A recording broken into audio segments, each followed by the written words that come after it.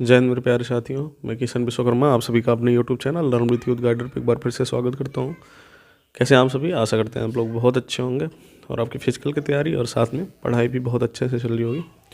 तो आज की वीडियो में दोस्तों हम लोग बात करेंगे कि जो कल 12 जनवरी को यूपीएसआई का रिजल्ट आने वाला था वो क्यों नहीं आया और अभी कोर्ट में क्या चल रहा है, जो भी बहुत तेज़ी से एक मामला तूल पकड़ रहा था कि ये जो धांधलेबाजी वगैरह हुई है उसका क्या स्टेटस है, अभी कोर्ट में कितनी रिट दायर हो गई हैं और उन रिट का स्टेटस क्या है, सारी चीज़ों पे हम लोग इस वीडियो में बात करने वाले हैं। तो वीडियो शुरू करने से पहले मेरी एक छोटी सी रिक्वेस्ट है कि अगर आपने मेरे इस यूट्यूब चैनल को सब्सक्राइब नहीं किया है तो प्लीज़ सब्सक्राइब करें, बेल आइकन को ज़रूर दबा दें ताकि आपको मेरी हर वीडियो का नोटिफिकेशन मिलता रहे। तो दोस्तों ये देख सकते हैं कि ये जो रीट है ये दायर हो चुकी है और ये सिविल रीट है और ये जब फाइल हुई है 11/1/2022 को, यानी कि 11 जनवरी को इसको फाइल किया गया था और इसका रजिस्ट्रेशन भी इसी डेट को हुआ था। ठीक है, और इसके जो मुख्य याची हैं ये हैं विनीत चहल और 14 और लोग भी हैं और इस रिट के जो एडवोकेट हैं ये हैं सुशील कुमार। ठीक है, और अभी जो इसका स्टेटस है मेरे भाई, अभी इसमें ना ही कोई हियरिंग हुई है और ना ही कोर्ट ने इस पर कोई डिसीजन दिया है। अभी इसमें सारी चीज़ें पेंडिंग चल रही हैं। ठीक है, और हो सकता है कि बहुत जल्द ही इस पर हियरिंग हो, यानी कि सुनवाई हो। हालांकि अभी कोर्ट में फिजिकल हियरिंग नहीं हो रही है, वर्चुअल हियरिंग हो रही है और कोर्ट में खुद एडवोकेट और कोर्ट के बीच में ये लड़ाई चल रही है कि फिजिकल हियरिंग होनी चाहिए और कोर्ट कह रहा है नहीं, वर्चुअल हियरिंग होनी चाहिए। पेंडिंग केसेस बहुत तेज़ी से बढ़ रहे हैं।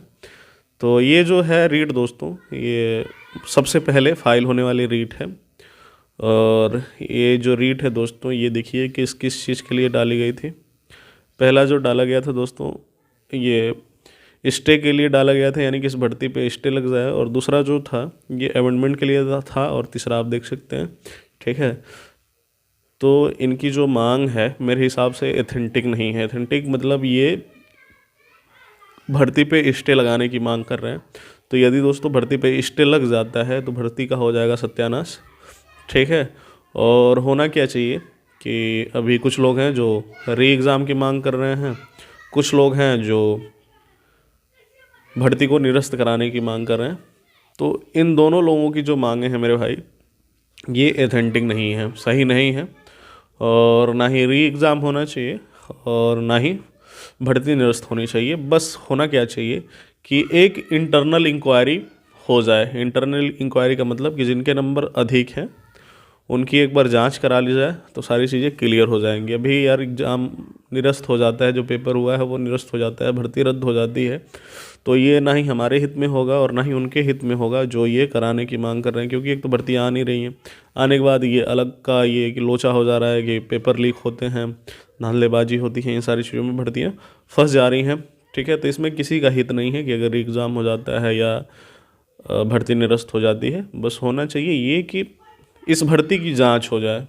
जांच होगी तो अगर जांच में चीज़ें गलत पाई जाएंगी तो इस एग्ज़ाम को निरस्त करके री एग्ज़ाम करा दिया जाएगा। अन्यथा अगर कोई चीज़ें और अनलीगल मिलती हैं तो इस भर्ती को ही निरस्त किया जाएगा। लेकिन सबसे पहले क्या होना चाहिए कि इस भर्ती के परीक्षा की जांच होनी चाहिए, इंटरनल एक कमेटी गठित की जानी चाहिए और उन सभी अभ्यर्थियों की जांच की जानी चाहिए जिनके नंबर 140, 150, 158। मुझे एक आंसर शीट मिली थी एक अभ्यर्थी की जिसमें उसके 160 में से 158 प्रश्न सही हो रहे थे। ठीक है, तो इस यूपीएसआई के पेपर के लेवल को देख के ऐसा मुझे कहीं से भी नहीं लग रहा था, लग रहा है और लग रहा था कि 160 में से 158 प्रश्न सही किए जा सकते हैं। हालांकि मुझे ये नहीं पता कि ये जो 158 वाली आंसर शीट है ये फेक है या रियल है, क्योंकि अभी आप लोगों को भी पता है और ये चीज़ मैं भी जानता हूँ कि अभी इस टाइम में कुछ भी पॉसिबल है। किसी भी चीज़ में एडिटिंग की जा सकती है, फ़ोन से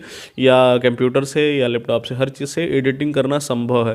और ऐसी एडिटिंग कि मतलब आदमी भाप ना पाए कि ये ट्रू इन्फॉर्मेशन है या रॉन्ग इन्फॉर्मेशन है। अभी यूपीपीआरबी का जो ऑफिशियल पोर्टल है उसका एक स्क्रीनशॉट बहुत तेज़ी से वायरल हो रहा था। वहाँ पे था कि मतलब यूपीएसआई का जो रिजल्ट है वो जारी कर दिया है, और इस भाई ने इतनी बारीकी से एडिटिंग की थी कि मतलब बिल्कुल भापना बहुत मुश्किल हो रहा था।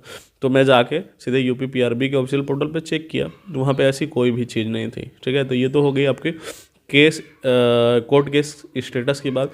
इसके बाद हम दोस्तों बात कर लेते हैं कि जो हमारा 12 जनवरी को रिजल्ट आने वाला था ये आखिर क्यों नहीं आया 12 जनवरी को। तो मैंने ये चीज़ वीडियो बनाते टाइम ही आपको बता दिया था कि ये जो इन्फॉर्मेशन है इसकी कहीं से भी आधिकारिक पुष्टि नहीं की गई है, और ये जो 12 जनवरी वाली न्यूज़ है ये बस टेलीग्राम, व्हाट्सएप और अन्य भी जो सोशल मीडिया प्लेटफॉर्म है जैसे फेसबुक हो गया वहीं पे वायरल हो रही है। ठीक है, तो ये 12 जनवरी को रिजल्ट आने की बहुत कम संभावना थी और रिजल्ट आपका आया भी नहीं। ठीक है, अब क्यों नहीं आया इस पर भी हम बात कर लेते हैं। तो दोस्तों अभी आप सभी लोगों को पता है कि आचार संहिता लग चुकी है, और आचार संहिता जिस राज्य में लगती है उस राज्य के सभी सरकारी महकमों का कंट्रोल सीधे चला जाता है इलेक्शन कमीशन के पास। इलेक्शन कमीशन जो गाइडलाइन प्रोवाइड करेगा उसी के हिसाब से सारे सरकारी महकमे काम करेंगे। ठीक है, तो हो सकता है इलेक्शन बोर्ड ने इनको मना कर दिया हो कि अभी रिजल्ट वगैरह मत जारी करिए। अगर आप रिजल्ट जारी कर देते हैं तो बहुत ज़्यादा जो एम्प्लॉई हैं इस भर्ती को कंप्लीट कराने में इन्वॉल्व हो जाएंगे, और हो सकता है कि ये जो इलेक्शन है इससे प्रभावित हो। तो इसी वजह से ये क्या कर रहे हैं कि अभी रिजल्ट जारी नहीं कर रहे हैं। अभी एक न्यूज़ बहुत तेज़ी से और वायरल हो रही है कि 20 तक आपका रिजल्ट जाना चाहिए 20 जनवरी तक, 20 जनवरी तक। तो मुझे ये भी नहीं लगता कि 20 जनवरी को रिजल्ट आ सकता है, हालांकि होने को कुछ भी हो सकता है। और ये आप लोग बिल्कुल कमेंट मत करिएगा कि तुमने बोला था कि 20 तारीख को रिजल्ट नहीं आया और आ गया। ठीक है, आ भी सकता है, नहीं भी आ सकता है। ठीक है, अगर रिजल्ट आएगा तो फिर आपके डीबीपीएसटी होंगे, और डीबीपीएसटी के लिए गैदरिंग होगी, और गैदरिंग अभी करना उचित नहीं है क्योंकि अभी कोरोना के केसेस बहुत तेज़ी से बढ़ रहे हैं।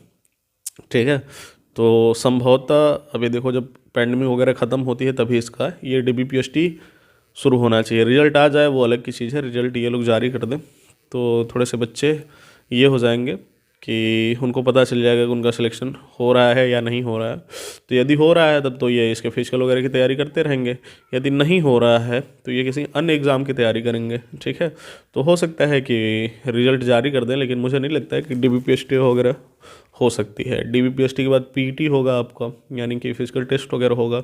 तो फिजिकल टेस्ट में बहुत ज़्यादा गैदरिंग होती है यार, तो फिजिकल टेस्ट कराना अभी के टाइम में संभव नहीं है, क्योंकि अभी आप देखे होंगे कि जितने भी सरकारी ऑफिस हैं वहाँ पे जो स्टाफ है इनकी संख्या 1/3 कर दी गई है, बाकी सबको भेज दिया गया है वर्क फ्रॉम होम के लिए।